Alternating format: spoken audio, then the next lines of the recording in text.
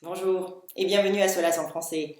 Aujourd'hui, j'aimerais vous parler supervision. Supervision d'instances PubSub Plus déployées dans notre plateforme d'Event Streaming as a Service qui s'appelle Solas Cloud.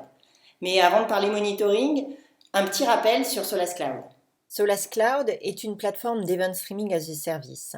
Elle est accessible à travers l'URL console.solas.com et vise à vous apporter tout l'outillage nécessaire ainsi que les solutions pour couvrir l'ensemble du cycle de vie de vos architectures événementielles, depuis la conception avec le portail d'événements, en passant par l'exécution, le déploiement de brokers dans des clouds publics, privés et même on-premise, et sans oublier la supervision dont on va parler aujourd'hui. On va donc aller maintenant dans le menu Mission Control et dans le sous-menu Cluster Manager pour aller voir une instance que j'ai déjà déployée dans un cloud public de la plateforme Azure qui se trouve ici sur cet écran. Cette fonction de supervision dont je veux vous parler aujourd'hui dans cette démonstration est accessible à travers cet onglet Monitoring et s'appelle PubSub Plus Insights. Cette fonction donne accès tout d'abord à l'état de santé de cette instance avec cet indicateur vert qui dit que évidemment tout va bien et on verra tout à l'heure les significations ou les possibilités d'indication qu'on peut avoir ici. Ensuite, on a une vue de l'activité de cette instance avec 4 pages possibles. Et sur chacune de ces pages, eh bien, on aura des indicateurs différents qui vont être détaillés. Sur cette page de résumé, eh bien, on a 4 indicateurs qui apparaissent. Le premier donne une idée du débit entrant et sortant, 5 messages par seconde entrant, 3 messages par seconde entrant, 5 sortants, avec le graphique correspondant. Alors là, je peux changer la vision soit sur les 60 dernières minutes, soit sur les 24 dernières heures. Et donc, j'ai l'activité qui s'étale selon l'intervalle choisi. On va rester sur les 60 dernières minutes parce que on va avoir plus d'activité.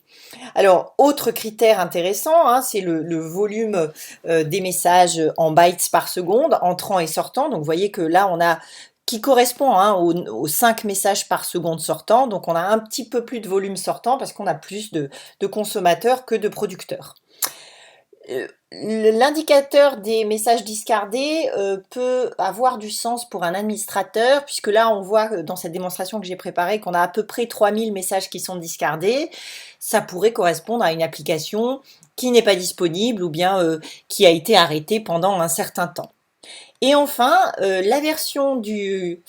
l'indicateur de l'usage du spool de cette instance nous permet de voir comment l'espace de stockage a été utilisé, là pour le coup, dans les dernières 24 heures. Donc là, vous voyez que si je passe ma souris ici, eh bien, on peut voir que ce palier ici représente des messages qui ont été empilés dans une queue jusqu'à 1 méga. Donc ici vous avez hein, la taille et ici le nombre de messages qui ont été spoolés, donc empilés, stockés. Persister, pardon. Et on voit ici que quand j'ai décidé de démarrer mon consommateur, et bien finalement le message spool est descendu parce que tous les messages ont été consommés, dépilés de cette queue. Alors en dessous de chacun de ces indicateurs, on a d'autres informations qui détaillent l'activité de cette instance, notamment les endpoints. Alors dans cette démonstration, j'ai configuré qu'une seule queue, donc évidemment j'en ai encore plein à disposition. C'est ce qu'on voit ici. Alors ce qui peut être aussi bien, c'est de voir cette vision des queues sans consommateur. Donc en moyenne, dans les 7 derniers jours, j'en avais qu'une. Alors actuellement, toutes mes queues, donc ma seule queue, a donc un consommateur, ce qui normalement correspond au comportement normal.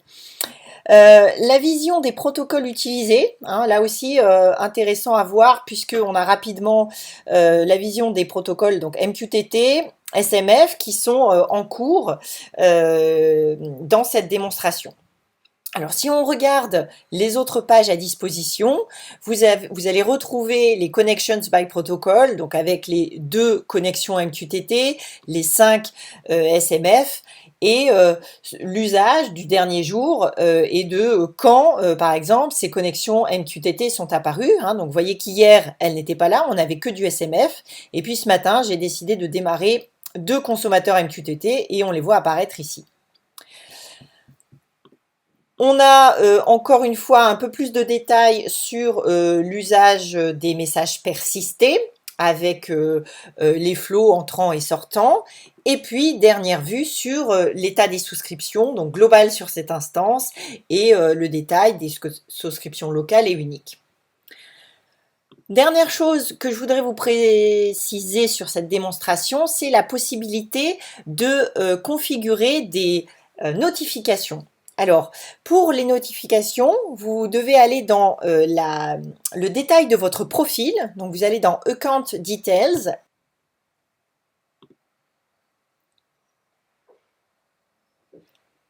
Et vous allez voir un onglet qui s'appelle Monitoring Notification. Et à partir de là, donc vous voyez que là, pour le coup, dans mon profil, c'est activé. Et les notifications vont donc pourraient être émises vers cette adresse email. Alors, qu'est-ce que ça veut dire d'émettre des notifications? Donc pour ça, on va aller voir la doc. La docs dans docs.solas.com vous donne accès à ce que je viens de vous dire à travers cette vidéo. Donc un détail, par exemple, des voyants, hein, dont on parlait tout à l'heure, le vert. Et puis maintenant, vous voyez qu'il y a la possibilité d'avoir un jaune et un rouge avec ce que ça signifie. Comment déterminer, enfin comment configurer vos notifications et surtout ce que ça veut dire. Alors justement là-dessus c'est intéressant parce que vous savez qu'une instance Solas par défaut dispose d'un certain nombre de seuils qui sont déjà préconfigurés pour vous. Par exemple l'usage maximal utilisé pour un message VPN, pour une queue, le nombre de connexions concurrentes, le nombre de connexions par message VPN, etc. Donc un certain nombre de critères qui sont déjà pré-câblés, hein, dont le seuil est déjà pré-câblé, et ce sont ces seuils-là qui seront utilisés pour générer pour vous des notifications.